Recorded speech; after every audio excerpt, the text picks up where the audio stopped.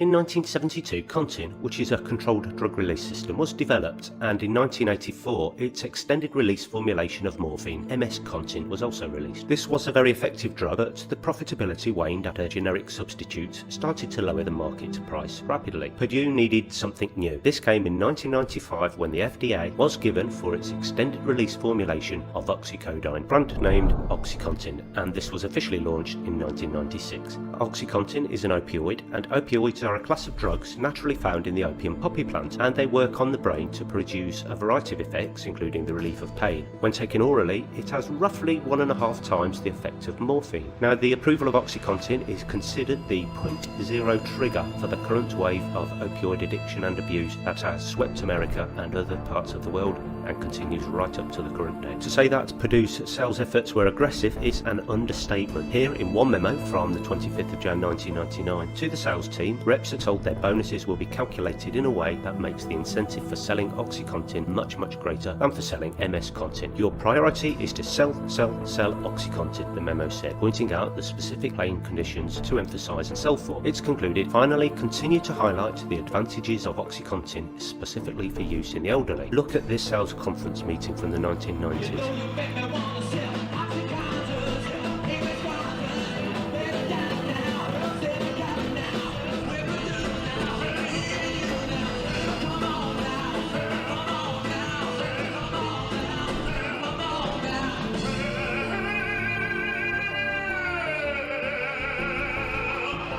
The guy on the suit on stage, yep, you guessed it, he's the VP of sales for Purdue. Another example to demonstrate the aggressive sales approach was from Richard Sackler. He's the son of Raymond Sackler, and he told company officials in 2008 to measure our performance by RXs by strength, giving higher measures to higher strengths. And this was verified with documents tied to a claim that Purdue Pharma and members of the Sackler family knew that higher doses of OxyContin over long periods would increase the risk of serious side effects, including addiction. The idea behind the drug's release process was that it was designed supposedly to deliver pain relief over a 12-hour period, so patients would only have to take 2 tablets a day. However, by all anecdotal evidence and court filings, patients and doctors were finding that it didn't. It lasted, say, 4, 5, 6, 7 hours, and then the effects would wear off. Therefore, the doctors would prescribe stronger doses, and the patients would often then take their next tablet sooner than advised. As the stronger tablets were much more profitable for Purdue, and patients were using them faster, sales, revenues, and profits soared at the company. But this was at the cost of a great societal impact. So, having given the background to the development of OxyContin, let's return to Nan Golding as a case study in what goes wrong when patients get addicted to their painkillers. I'm Nan Golding.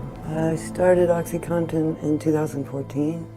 I had a wrist surgery. I had a nerve trapped in my wrist. I was in Berlin. Before the operation, I was in a great deal of pain. The doctor prescribed me 40 milligrams, and it was too strong for me, which is really ironic because at the end I was on 450 milligrams. Within 2 days, I would say I was addicted. The surgery came. It was 2 months later, and already by that time, before the anesthesia, I took 8 oxys. So that shows, like, within a month how fast the addiction went. First, I had a doctor that was prescribing. 2 different doctors. They found out about each other. I came back to New York, and I had a dealer that delivered 24/7. He texted me in rehab that he was having a sale. They cost $1 a milligram. Normally it was 30 milligrams, and they were $30. So it was an incredibly expensive habit. It's the way that it grows, the way it's prescribed. It's 1 in the morning and 1 at night. It doesn't work 12 hours, which is one of the big scandals. The experience is it deadens you, but it embraces you. You're in a warm bubble, and nothing can hurt you,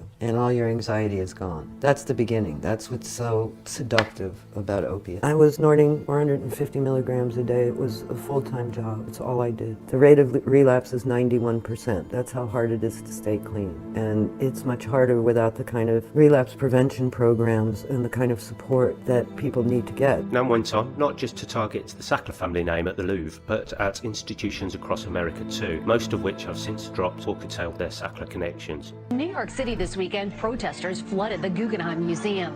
They dropped fake prescription slips from the upper walkway, angry that the museum takes big donations from the Sackler family, which has been accused of engineering the opioid epidemic. Nan's story isn't just in isolation though. Vast numbers of people have been affected. Well, we can see here in the late 70s, early 80s, just a few cases, and then in the late 80s, early 90s, which was just before OxyContin was given its FDA license, a few more. Now, after the license was given and the drug started to be sold mainstream stream, we can see a notable increase. Just roll forward a few more years and look at this final map from the mid-2010s. In 2018, Purdue Pharma patented a new form of buprenorphine, which controls cravings and is used to treat addictions to opioids, such as OxyContin. Now, just take a second or two to digest that. Here is a company that is aggressively selling one product, OxyContin, that is leading to high levels of abuse and addiction, going on to sell another product designed to treat that exact addiction that their first product causes in the first place. Honestly, I don't have enough words to describe just how twisted that is. As we saw earlier, there has been a large number of cases relating to the mis-selling of OxyContin by Purdue and its officers. In 2004, West Virginia sued Purdue for reimbursement of, in quotes, excessive prescription costs and, in quotes, deceptive marketing. Patients were taking more of the drug than they had been prescribed because the effects of the drug wore off hours before the 12-hour schedule. Now, the judge wrote that plaintiff's evidence shows Purdue could have tested the safety and efficacy of OxyContin at 8 hours and could have amended their label, but did not. Now, this case was settled before trial, but it is telling because it shines a light on the heart of the mis-selling approach Purdue followed. In May 2007, the company pleaded guilty of misleading the public about OxyContin's risk of addiction and agreed to pay over $600 million in what was then one of the largest pharmaceutical settlements in US history. Here's the breaking news. Good evening. The maker of a hugely popular painkiller has some pain of its own tonight. The company and its top officers will pay $634 million in fines for lying to the public.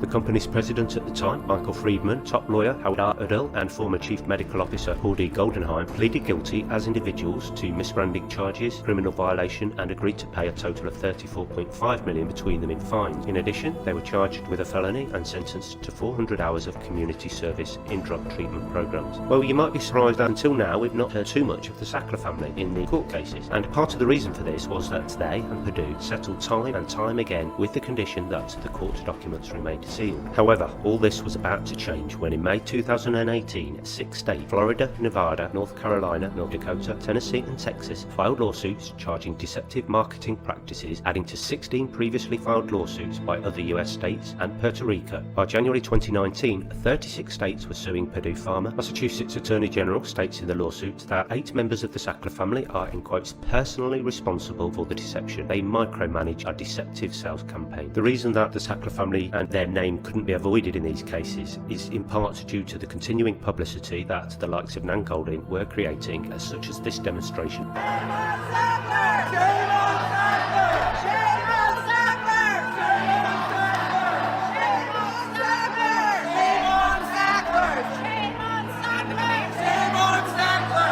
There are several other settlements with individual states amounting to hundreds of millions in fines in the intervening period, primarily for mis-selling. In 2019, Purdue Pharma and the Sackler family negotiated to settle the claims. Here is the breaking news, which is about just a part of the overall settlement, which not only included the monetary fine, but a Chapter 11 filing by Purdue Pharma, which would be restructured as a public beneficiary trust, and the Sackler family would give up ownership of the company. It's being hailed by the federal government as a major victory against a company whose drug, OxyContin, is part of the public health crisis of opioid addiction that has led to the deaths of hundreds of thousands of Americans. The maker of OxyContin admitted to defrauding regulators and paying illegal kickbacks to doctors. Addiction treatment drugs currently developed by the company would be given to the public cost-free. All profits of Purdue would henceforth go to the plaintiffs in the case, and on top of that, the Sackler family would contribute $3 billion in cash. The family would also sell Mundy Pharma and contribute another $1.5 billion from the sales proceeds to the settlement. However, the Sackler family would remain and still remains a billionaire family and would not be criminally charged for contributing to the opioid crisis. In September 2019, the Office of the New York Attorney General accused the Sackler family of hiding money by wiring at least $1 billion from company accounts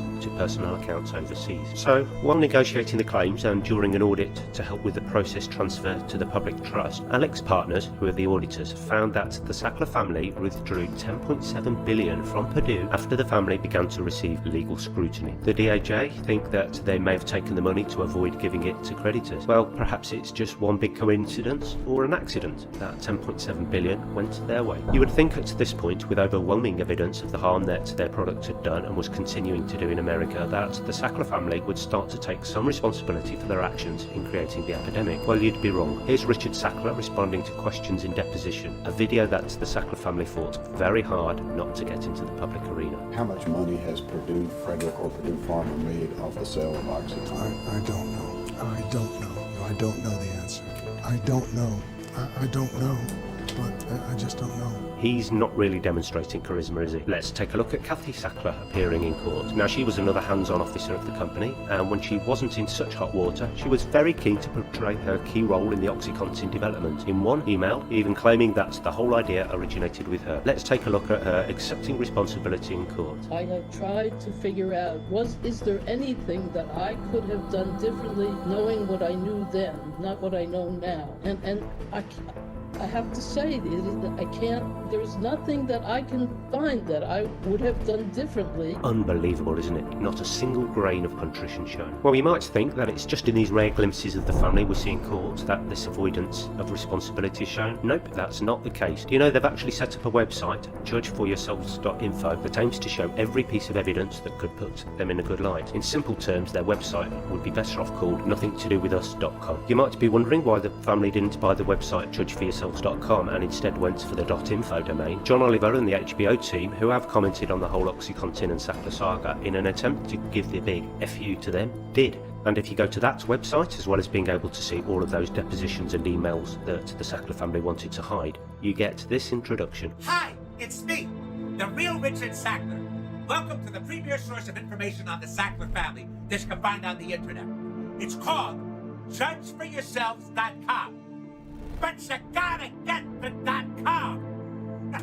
I mean, what kind of fucking idiot would set up an important website and not buy the .com?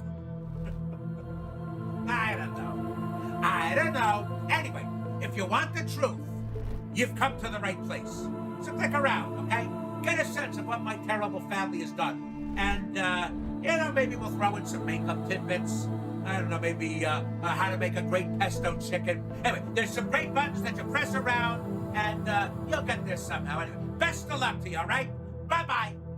In a final wrapping up, in October 2020, Purdue agreed to an $8 billion settlement that includes a $2 billion criminal forfeiture, a $3.54 billion criminal fine, and $2.8 billion in damages for its civil liability. It will plead guilty to 3 criminal charges, and it will become a public benefits company under a trust that is required to consider American public health. The Sacklers will not be permitted to be involved in the new company. With over 400 cases that named one or more of the Sackler family, how did they react? Well, they said in 2021 that they would only agree to the court settlement if they could get, as part of the terms, a non-consensual third-party release. What the hell is that? Well, if agreed, simply put, it would protect them and their assets from lawsuits linked to the opioid crisis, apparently from the beginning of time, which seems quite a long time to me, but that's what it says. All existing cases against them would evaporate in the blink of an eye and no more could be made. In reaction to this, US representatives introduced a so-called Sackler Act so as to prevent people who have not filed for bankruptcy from being released from lawsuits brought by states, municipalities, or the US government. A couple of takeaways that I can think of and are maybe worth mentioning are, firstly, OxyContin was not the only opioid brand that contributed to the whole opioid epidemic. Companies like Insys, who sold their own products, should also be held accountable. The regulatory authorities should also take some responsibility. One example of where they've failed is when small regional pharmacies were distributing huge amounts of opioids for prescriptions that would never be just for their local populations. Instead, these prescriptions found their way onto grey or black markets, and these early warning signs could have been stepped on immediately and with vigour. The early withdrawal of the $10 billion from Purdue by the Sackler family before the court cases were settled is troubling. I personally hope that this has had or will have a rigorous investigation, and if any foul play is discovered, then the perpetrators are held to account with the fullest extent of the law. I hope you found this video enjoyable and at least informative. Please subscribe to the channel to help me out, and if you hit the notification bell, you won't miss out on any future videos. Bye for now.